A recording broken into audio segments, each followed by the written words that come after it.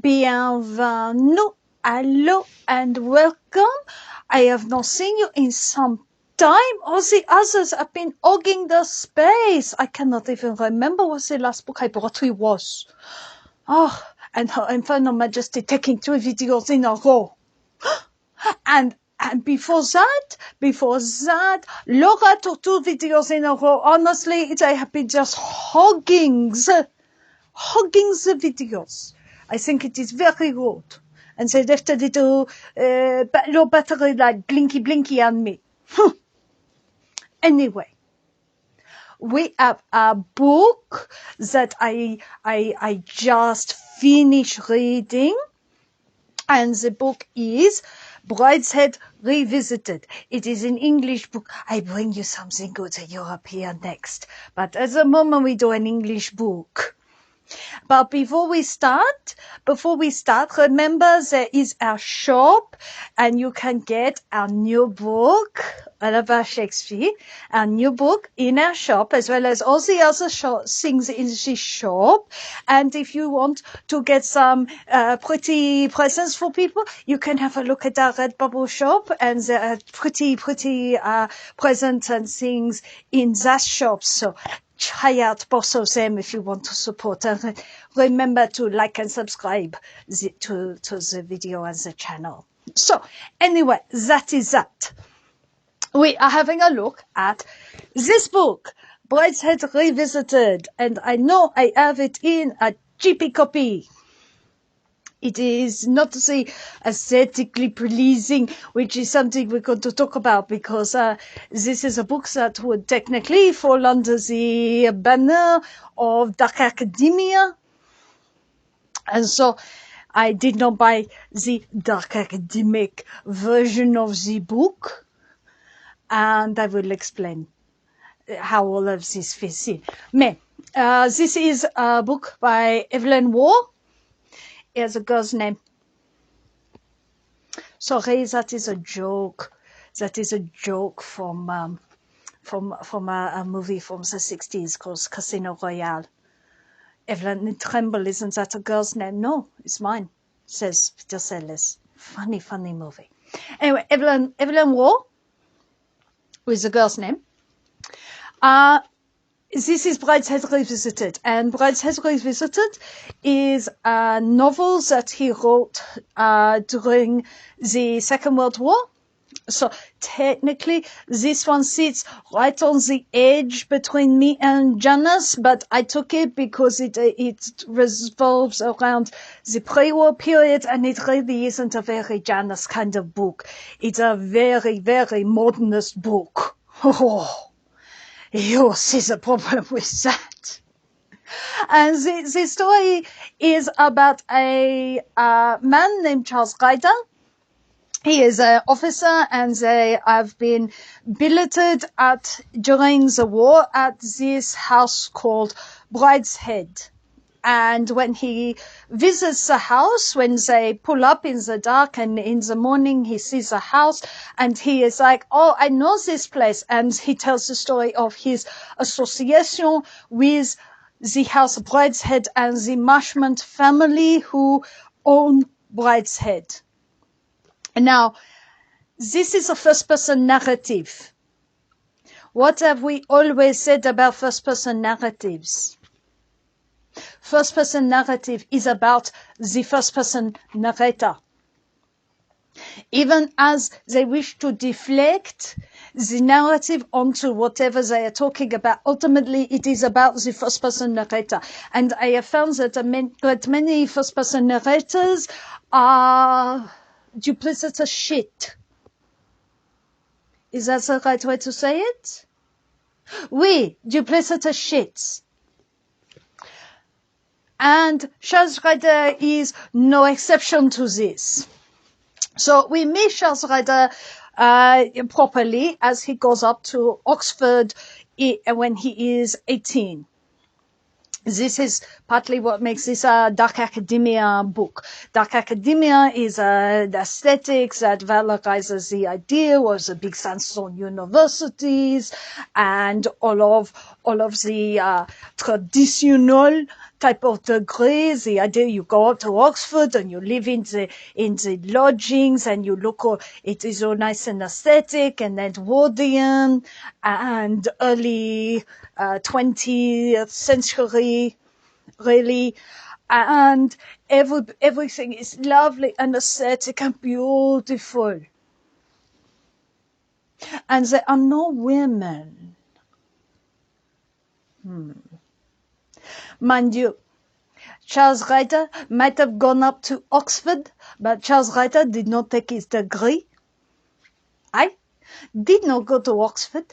I went to my local university. It was not aesthetic. Why was it not aesthetic? I had more in common with the young ones, which is the opposite of dark academia, but I have a degree. Charles Reiter, not even one. So, you can take your dark academic aesthetic and cram it with walnuts, mister. Is that what they say? Cram it with walnuts? I think so. I could say more. And I do not wish to be rude. Anyway, while it is at Oxford, Charles meets Sebastian Flight. Sebastian, who is the younger son of the Marchmont family. He is also at Oxford for the first time. He has an older brother, a sister about the same age, and a younger sister. All of these characters will become important. Sebastian is the central character.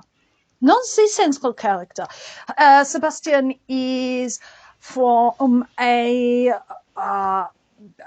very privileged family, one of the I do not think the aristocracy as such. He is called Lord, so perhaps minor aristocracy, but they are not aristocracy proper, Pasky. They are the English Catholics. These are the people who held on to the religion in spite of Henry VIII and the massive persecution all the way through for centuries. So they are one of the hidden Catholic families. And Sebastian is also clearly gay, clearly very gay. He has a teddy bear. He has a scandalous group of friends. And he becomes a great friend of Charles. At least he thinks Charles is his great friend. One day he takes Charles to see his home. He wants to have Charles meet the most important person in his life. And this is English people, and the upper class English people. So the most important person in his life is not his mother or his father or his siblings, but his nanny. This is a man who carries around a teddy bear. So, yeah, his most important person is his nanny. So he takes Charles on an adventure to his family home, Brideshead. So this is the first time that they go to Brideshead, where he meets the nanny. And this is the point where Charles turns out to, you do not realize it at the time, and Charles is doing everything in his narration to not highlight the fact that this is where this is going. But Charles is instantly captivated by the house, Brideshead. And this is a problem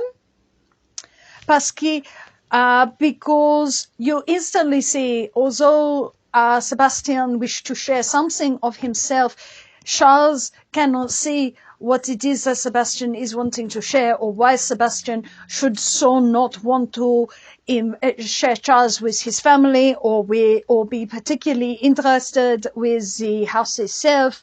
But Charles has already shifted his loyalty in some way from Sebastian, who desperately wants friendship and connection, to, oh, this is so impressive, you have this fancy house.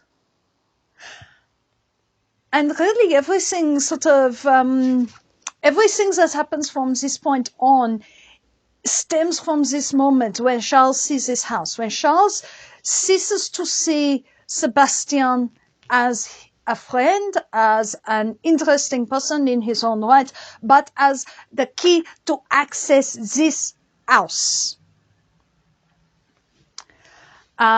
Sebastian has an issue with drink. He slowly, over the course of the first half of the book, descends into severe alcoholism and ends up in Morocco, away from his family, deserted from everybody apart from this very strange fugitive from the French Foreign Legion. He is a very lonely, very desperate young man. He is destroying himself with drink, and it is his family and his great friend Charles Ryder is perfectly willing to sabotage his parents or his mother's desire to help her son, even if he does not agree with this, by providing Sebastian with money to continue drinking. So Charles is very clearly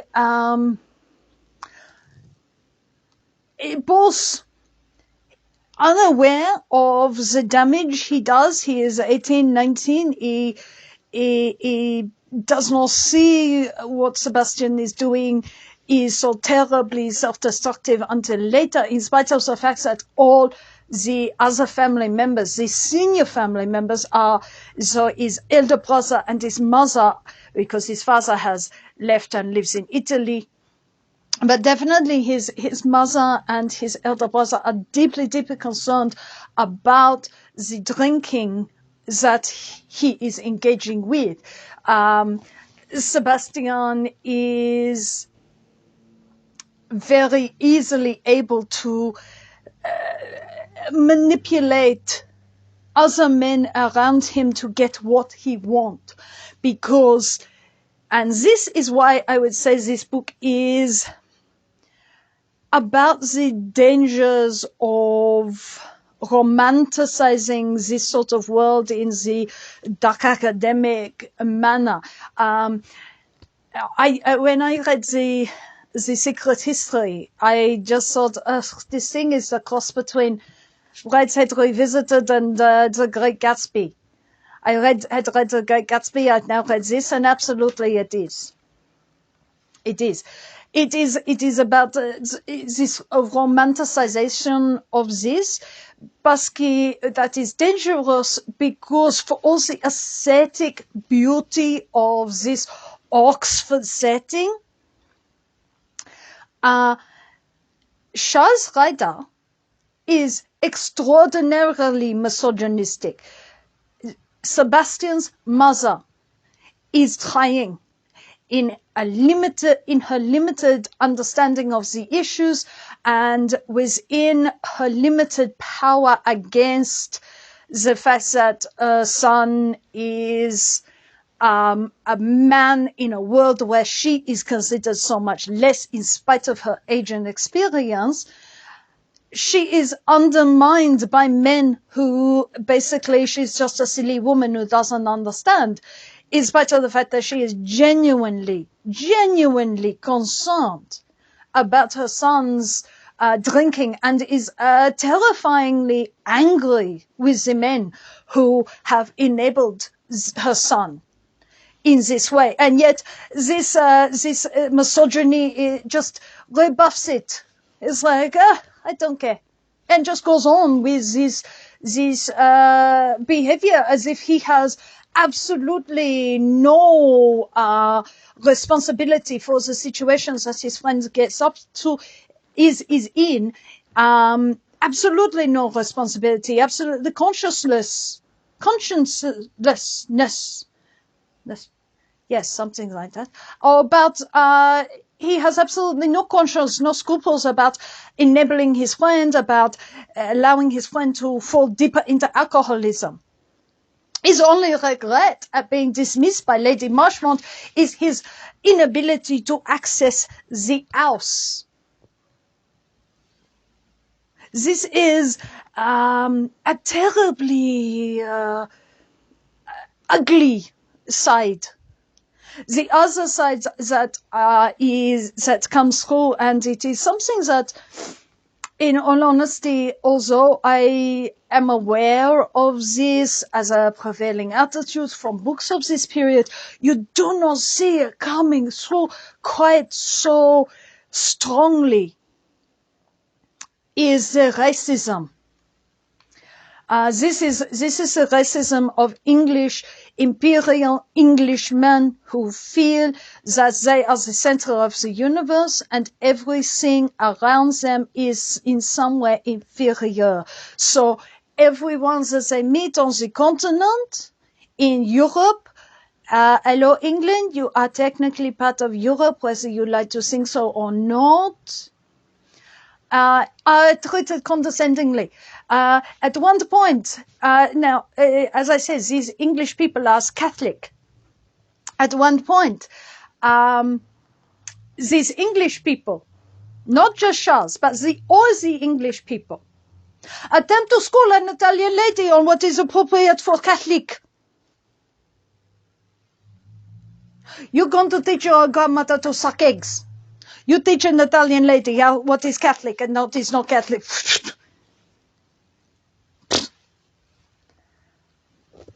Honestly. And that is that insularity is not just of Charles, but is of the family itself. But returning back to Charles and his racism, it is not just the Europeans who copy it. They copy less because they are the same complexion as him. However, when you get to Morocco, when you go to when he crossing back from his sojourn in South America, when he crossing from New York back to England and they are on the boat, there is a Japanese couple mentioned.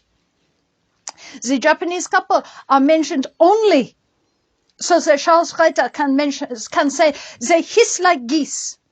If I cut that line from the book, would it have a loss? No.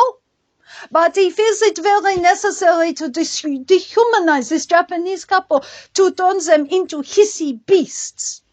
I do not know where on earth this comes from, apart from the repulsive racism that is prevalent among English of a particular class in this period. It is not accidentally in there.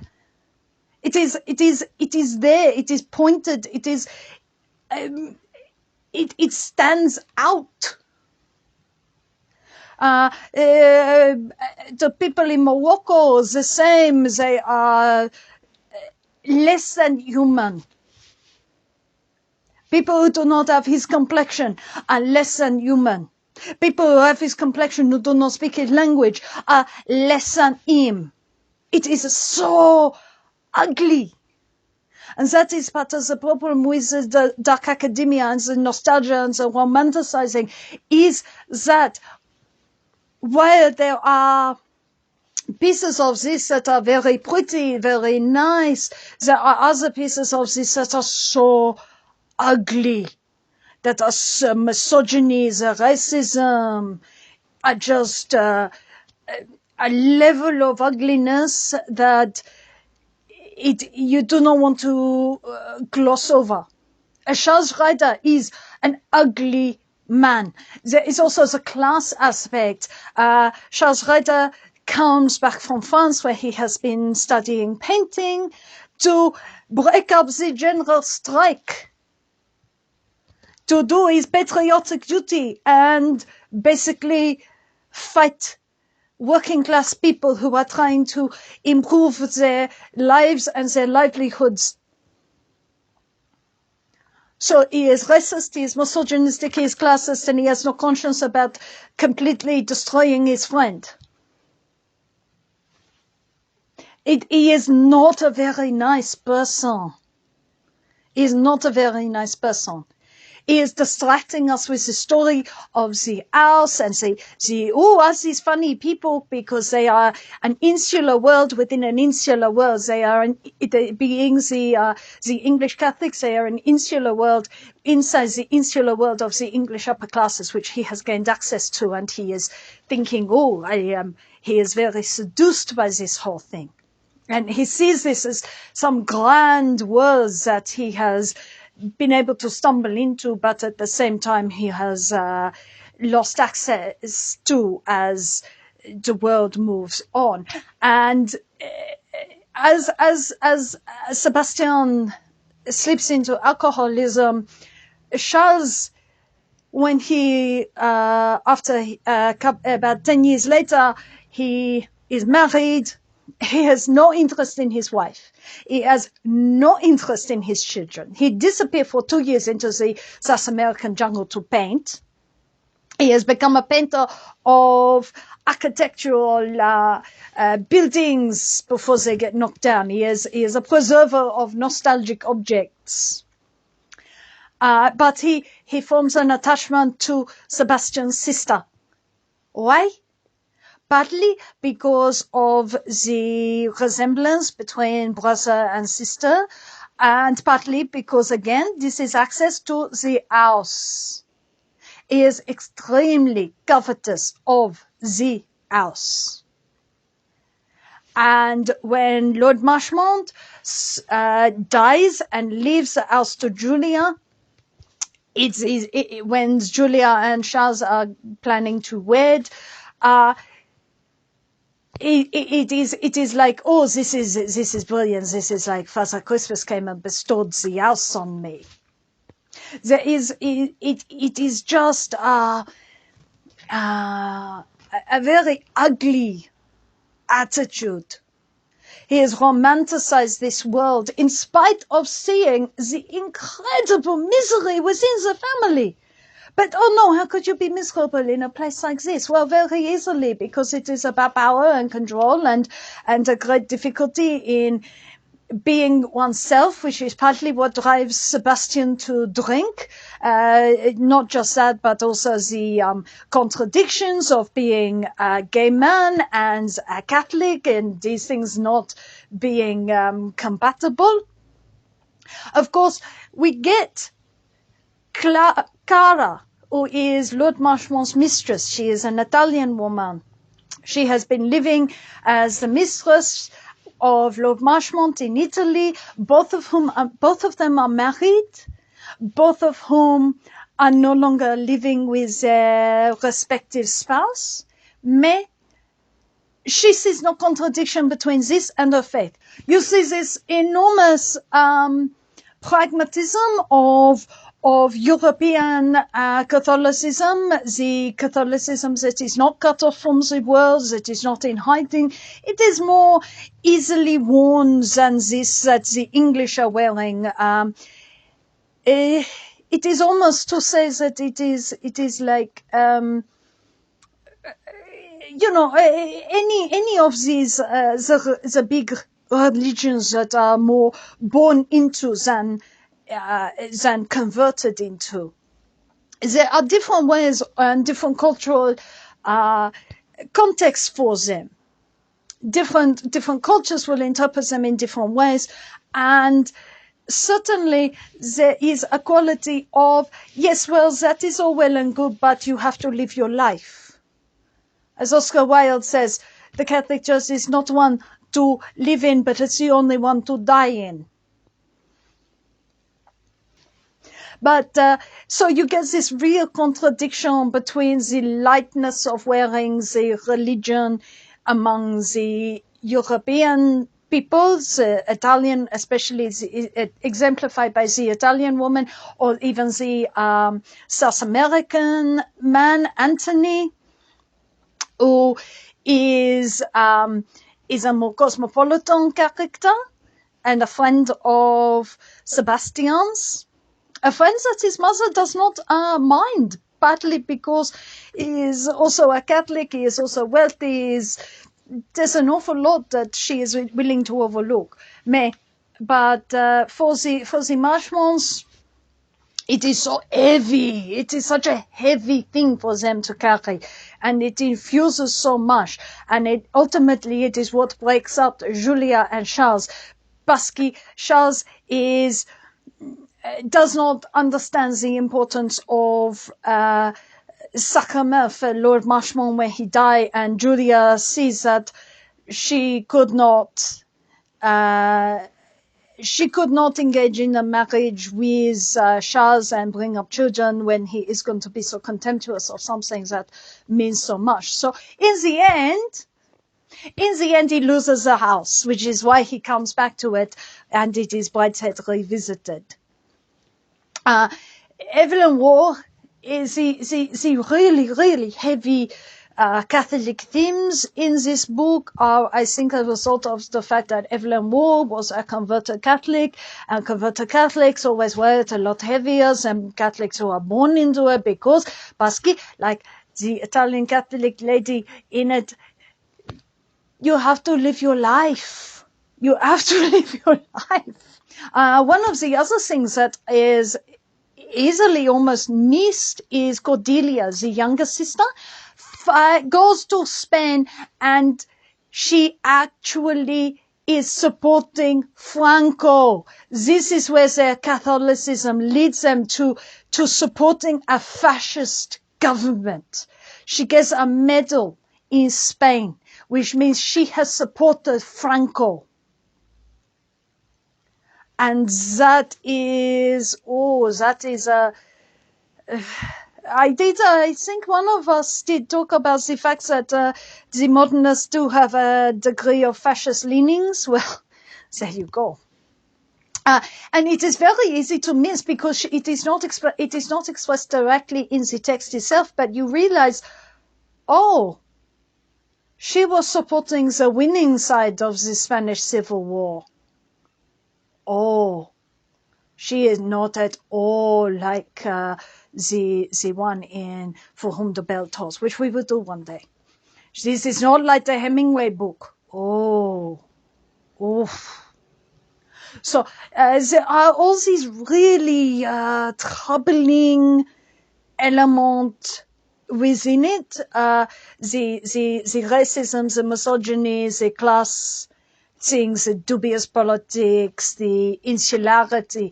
It is why I would say you do not want to romanticize this dark academic thing and some of these books. It is not it is a quality that, while it can look very pretty, has a very, very dark underbelly. You have the pretty aesthetics, and then underneath you have racism, misogyny, classism, and really dubious politics. So, that is Brideshead Revisited. I will be along again another time, and I will bring you a nice German book. Oui. I have just started reading, I will bring you a and S. So, I will bring you that next time. Au revoir. If you would like to support this channel, come across to the Black Cockie Press website, www.blackcockiepress.com.au, where you will find books and other writing services to help with your writing.